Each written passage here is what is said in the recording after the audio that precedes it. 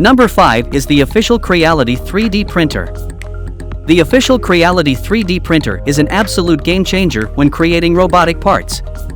With its blazing fast printing speed of 250 millimeters per second, it'll have your creations come to life in no time, saving you a whopping 75% of printing time. But speed isn't the only trick up its sleeve. This printer features a clog-free direct extrusion system that can handle temperatures up to 300 degrees Celsius, thanks to its Sprite dual-gear extruder. With a mighty 80N extrusion force, it tackles even the most rigid filaments like PLA, TPU, PTG, ABS, and more, ensuring smooth and flawless prints for a mind-blowing 1,000 hours. Stability is the name of the game with this incredible machine. Its all-metal cube frame, fortified with thick linear shafts, extra gussets, and silicone bed mounts, provides a solid foundation for precise, high-quality prints.